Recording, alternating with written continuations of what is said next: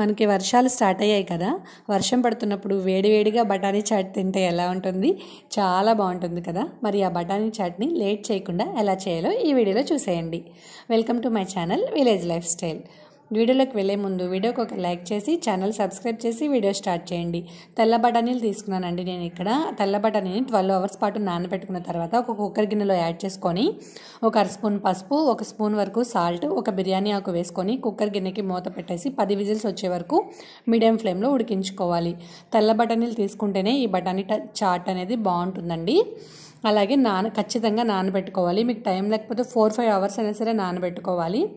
ఇప్పుడు ఒక medium size ఉల్లిపాయ, మీడియం సైజు టొమాటో, ఒక 2 పచ్చిమిర్చిని ఇలా సన్నని తరుగులాగా కట్ చేసుకొని పక్కన పెట్టుకోండి. ఆ తర్వాత స్టవ్ మీద కడాయి పెట్టి 1 టేబుల్ స్పూన్ వరకు ఆయిల్ వేసి ఆయిల్ హీట్ అయిన తర్వాత ఉల్లిపాయ, పచ్చిమిర్చి ముక్కలు వేసుకోండి. వీటితో పాటుగా 1 స్పూన్ వరకు జీలకర్ర వేసుకోండి. మొత్తం ఉల్లిపాయలు అనేవి గోల్డెన్ బ్రౌన్ కలర్ వచ్చే వరకు ఫ్రై చేసుకోవాలి. ఈలోపు మనకి బఠానీ కూడా కుక్ అయిపోయి ఉంటాయండి. చూడండి, 10 విజిల్స్ వచ్చిన తర్వాత మూత తీసి చూపిస్తున్నాను. బఠానీ అనేవి ఎంత సాఫ్ట్గా ఉడికాయో, ఇంత సాఫ్ట్గా ఉడకాలండి, అంతవరకు ఉంచుకోవాలి. ఎన్ని విజిల్స్ అయినా సరే పర్వాలేదు. ఇప్పుడు గరిటతో కానీ మ్యాషర్తో కానీ పప్పు గుత్తి కానీ తీసుకొని అక్కడక్కడ బఠానీల్ని మ్యాష్ చేసుకోండి. మరి పప్పులాగా చేసుకోకుండా మధ్య మధ్యలో బఠానీలు తగిలేలాగా మ్యాష్ చేసుకొని నేను చూపిస్తున్నట్టుగా ఇలా మ్యాష్ చేసుకొని పక్కన పెట్టుకోండి. ఈలోపు ఉల్లిపాయలు అనేవి గోల్డెన్ కలర్ వచ్చేసి ఉంటాయి. ఇప్పుడు దీనిలోకి 1 స్పూన్ వరకు అల్లం పేస్ట్ని వేసుకోండి.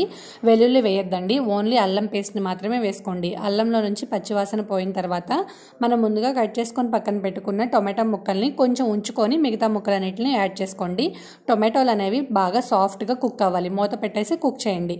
చూడండి, ఇలా కుక్ అయిన తర్వాత దీనిలోకి 1 స్పూన్ వరకు పసుపు, అలాగే 1 స్పూన్ కారం, అర స్పూన్ సాల్ట్ వేసుకోండి. సాల్ట్ ముందు బఠానీలో వేసాం కాబట్టి చూసుకొని వేసుకోండి. అలాగే పచ్చిమిర్చి వేసాం కాబట్టి కారం కూడా చూసుకొని వేసుకోండి. 1 అర స్పూన్ ధనియాల పొడి, 1 స్పూన్ చాట్ మసాలా వేసుకోండి.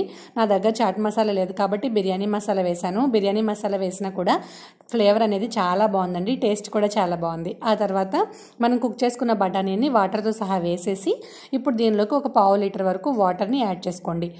ఎంత బాగా కుక్ అయితే చాట్ అనేది అంత టేస్టీగా ఉంటుందండి. హై ఫ్లేమ్లో అస్సలు పెట్టొద్దు. చూడండి, వాటర్ అన్నీ ఇంకిపోయి ఈ కన్సిస్టెన్సీ వచ్చే వరకు మీడియం టు లో ఫ్లేమ్ అడ్జస్ట్ చేసుకుంటూ కుక్ చేసుకోవాలి.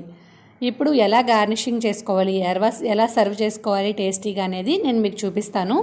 మనకి బయట బండి మీద అయితే కార్న్ఫ్లేక్స్ అవన్నీ వేస్తారు, కానీ అవన్నీ మన ఇంట్లో ఉండవు కాబట్టి ఇంట్లో ఉండే వాటితోనే ఎలా టేస్టీగా గార్నిష్ చేసుకోవాలి, ఎలా సర్వ్ చేసుకోవాలనేది చూపిస్తాను. చూడండి, ఈ కన్సిస్టెన్సీ వచ్చిన తర్వాత స్టవ్ ఆఫ్ చేసేయండి.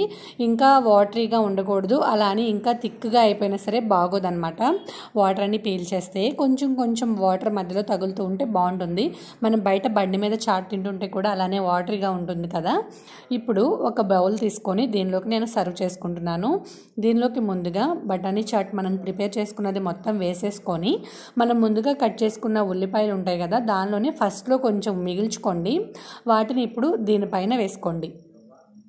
ఉల్లిపాయ ముక్కలు, అలాగే టొమాటో ముక్కలు, కొత్తిమీర, మెయిన్ ఇంగ్రీడియంట్ అయితే నిమ్మకాయ అండి. నిమ్మకాయ అస్సలు మిస్ చేయొద్దు. నాకు వీడియో క్లిప్ మిస్ అయింది నిమ్మకాయ వేసేది. ఒక నిమ్మకాయని మొత్తం పిండేసుకోండి. నిమ్మకాయ వేసుకోవడం వల్ల చాట్ అయితే సూపర్ టేస్టీగా ఉంటుంది. అలాగే మన దగ్గర మిక్స్చర్ ఉంటుంది కదా, ఇంట్లో మిక్స్చర్ ఉంటే మిక్స్చర్ కూడా వేసుకోండి. నేను గార్నిషింగ్ కోసమే వేస్తున్నానండి. మీ ఇష్టం, పైన గార్నిష్ చేసుకునేవి మీకు ఏమి నచ్చితే అవన్నీ వేసుకోవచ్చు. పల్లీలు కూడా వేసుకోవచ్చు వేయించుకొని. ఎంతో టేస్టీగా ఉండే బఠానీ చాట్ రెడీ అయిపోయింది. మరి మీరు కూడా ట్రై చేసి ఎంజాయ్ చేయండి. వీడియో నచ్చితే లైక్ చేసి సబ్స్క్రైబ్ చేయండి.